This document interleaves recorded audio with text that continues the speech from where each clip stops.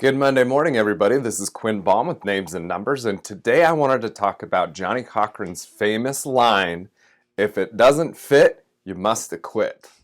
So most of you are familiar with the O.J. Simpson trial. Of course, Johnny Cochran was the attorney for O.J. during his trial back in the 90s, and in his closing statements addressing the jury, he referred back to a glove that was supposed to have been worn by the murderer that O.J. couldn't get his hand into, in the famous line, "If it doesn't fit, you must acquit."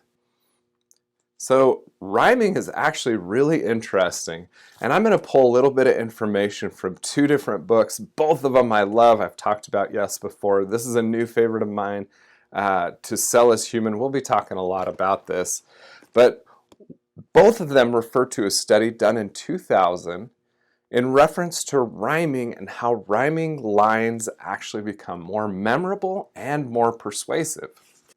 The study was done in 2000 at Lafayette College, and subjects were exposed to both rhyming and non-rhyming words of wisdom.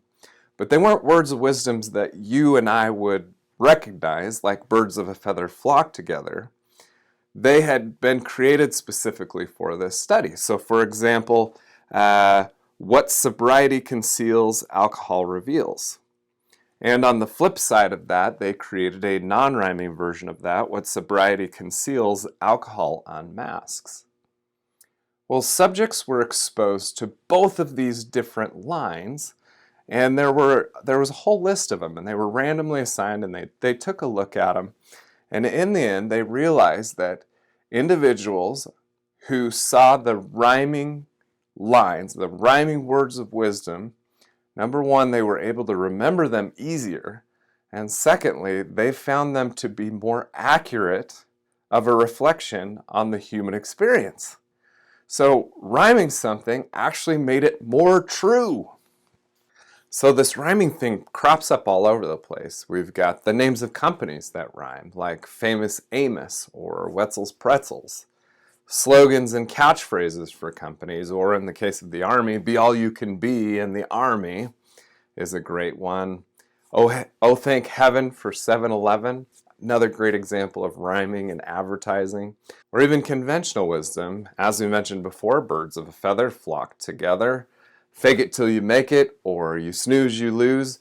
All of them have that power of the rhyme. Again, you're going for ease of remembering it, and secondly, people perceive rhyming as more truthful or more accurate than non-rhyming lines.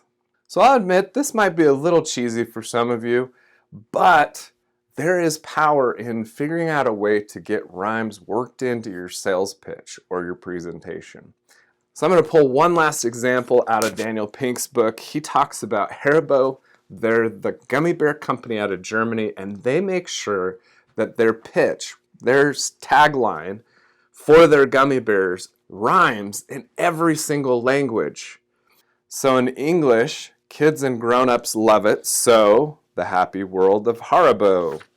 In French, I'm going to not go there, but in Spanish, Haribo, dulces sabores para pequeños y mayores. So even in Spanish it rhymes. All right, so I wanted to end today with my own rhyme. If you want it to stick quick, save some time, make it rhyme. Thanks for joining me today. I would love to hear from you. Are there any rhyming lines out there that really stick out to you? Leave me an answer in the comments below. As always, I'm Quinn Bahm with Names and Numbers. Thanks for joining me today. Go out and make a great week.